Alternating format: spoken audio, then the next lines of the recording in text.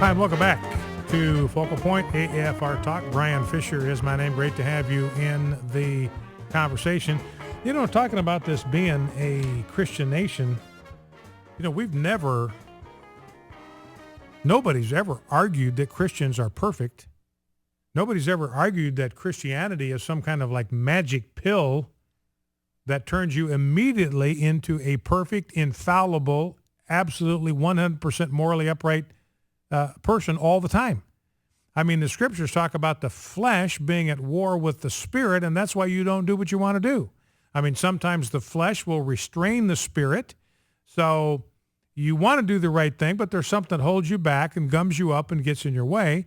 And there are other times when you want to do the wrong thing, and the spirit is there to check you and pull you back before you do something that you are going to regret. So there's this constant tug between what the scripture calls the flesh and what the scripture calls the spirit. So just because somebody has become a Christian doesn't mean they're perfect, doesn't mean they're not going to be selfish at times, doesn't mean they're not going to be short-tempered, doesn't mean they're going to do unwise things. It doesn't mean any of that. Now, there's clearly going to be the new management is clearly going to produce some improvement in quality, or it's not the real thing. But that's a long ways from saying that people are going to automatically be perfect. And oftentimes Christians are held up to that standard that if they're not perfect, then they come under the criticism of those that are not Christian, severe criticism. So, nobody's pretending or assuming that just because we're a Christian nation, that means that we're going to be a perfect nation. In fact, the founders understood that. They said, look, if men were angels, we wouldn't even need government. I mean, the mere fact that we as Christian lawmakers recognize a need for government means we recognize that people are not, in fact, perfect. Now, let's go to the top. Let's grab clip number 1 if we can, Rob. And by the way, the CEO of OkCupid, this was a dating site, and they kind of led the charge to get the CEO at Mozilla, his name was Brendan Eich, to get him fired. He walked the plank. So he's out of there. They forced him out of his career, his reputation shredded, trashed, driven into confinement, driven into seclusion, out of an income now, lost his source of income, lost his livelihood, career finished, and yet the gay activists believe themselves to be the most tolerant, loving people on the planet, and they drove him out of office because 6 years ago he gave $1,000 to support Proposition 8. Well, it turns out that the CEO of OkCupid, the co-founder of CKCupid, and the CEO of Match.com, which is the parent company of OkCupid, is a guy by the name of Sam Yagan. He's the guy that led the charge to drum this guy out of Mozilla because 6 years ago he gave a donation to a pro-natural marriage organization. Yet, this same guy made a $500 donation to U.S. Congressman Chris Cannon in 2004. Now, this Chris Cannon gets a 0% rating from the Human Rights Campaign for his lack of support for special rights on the basis of sexual deviancy. He voted for a ban on homosexual adoptions. He voted for a constitutional amendment defining marriage as union of one man and one woman, and he supports limitations on abortions.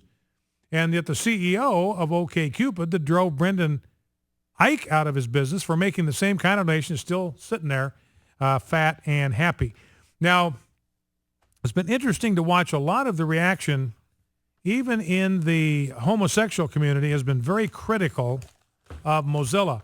In fact, if you go to Mozilla's website, they've taken in something like 13,000 plus comments to their website since they fired Brendan Eich. And people say, well, he didn't get fired. He resigned. Come on, give me a break. You know how this stuff works. He chose to resign, kind of like a guy walking the plank chose to jump. Same difference. No difference whatsoever. Now, the deal is that a lot of people are criticizing Mozilla. They are getting overwhelmed with negative comments on their website. Here's a piece from Right Wing News, Michael Dorstowitz. The radical faction of the LGBT community is now getting the same outrage it had directed toward former Mozilla chairman Brendan Eich earlier this week over a campaign contribution which led to his departure. Now the company is getting flack over Ike's forced resignation from a company he helped co-found. That decision angered many of Mozilla's customers. One right-wing website has banned Firefox. You try to use Firefox to get on their website, you can't get through. You got to use another. Browser, whether it's Chrome or whether it's Internet Explorer, whatever. They won't let you on using a Mozilla Firefox browser.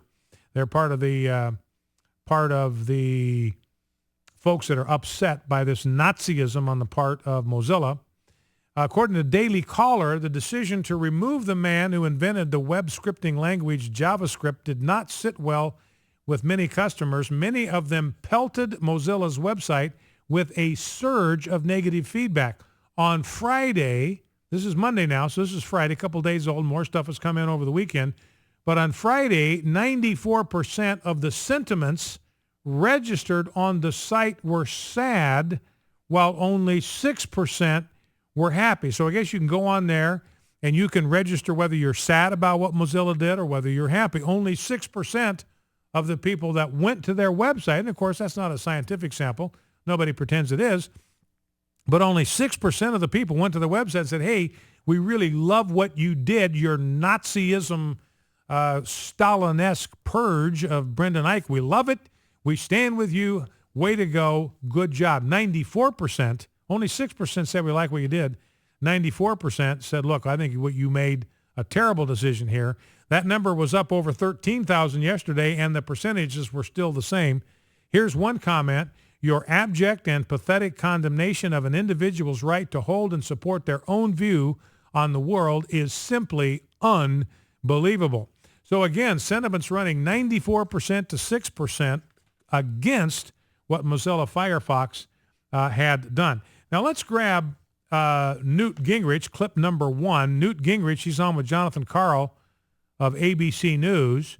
And Jonathan Karl brings up this issue. The CEO, Jonathan Karl says, was forced out of his job over his stance on gay marriage.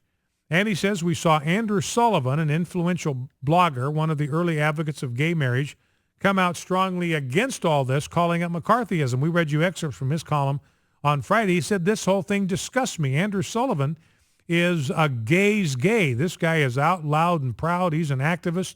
He supports gay marriage, and this disgusted him because of the tyranny that is being expressed here. So it's interesting to me, John Karl says to Speaker Gingrich, Andrew Sullivan, this gay activist, sounding a little bit like you, Newt Gingrich, on this. Here's what Newt said. I thought that his entire article, in fact, was very strong.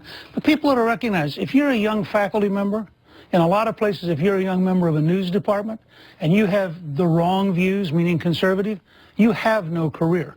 This is just the most open, blatant example of the new fascism, which says, if you don't agree with us 100%, we have the right to punish you, unless you're like Hillary and like Barack Obama, and you recant. So they both had the same view in 2008 as he did. But there's a difference between actively campaighting to define marriage as being between one man and one woman and not being a supporter of marriage. So you should lose your job. You should lose your job if you have a different view. No, so Newt Gingrich saying, look, the reality is here that what they're saying, unless you agree with us 100% of the time, 100%, we've got the right to punish you. And the Supreme Court just agreed with that.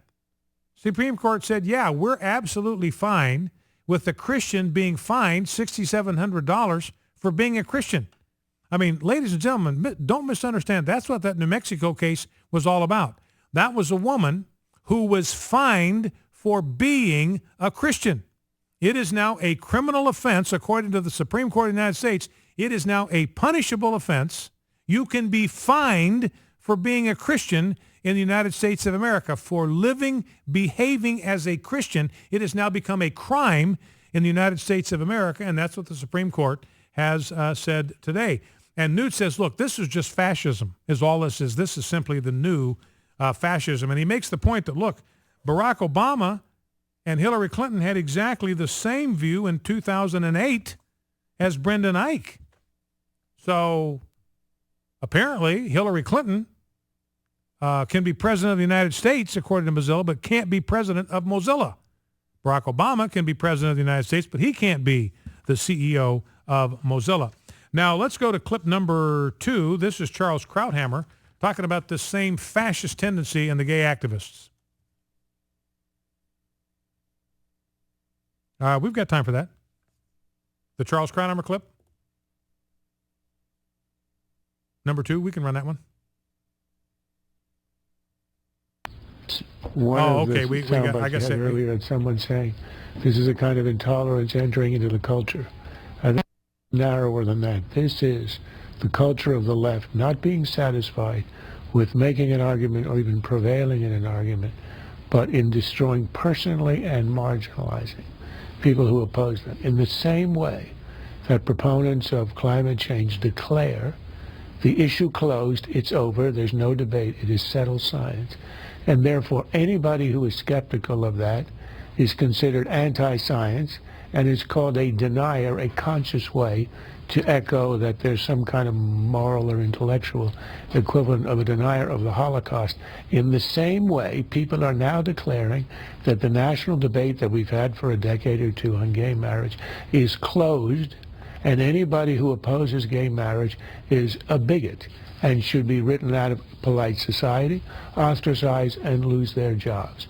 And I think Andrew Sullivan, who not only is a gay activist, but is the intellectual father of gay marriage, he wrote a book proposing it 15 years ago or so when it was considered weird, and he's argued for the normalization of gay life. That's been his cause.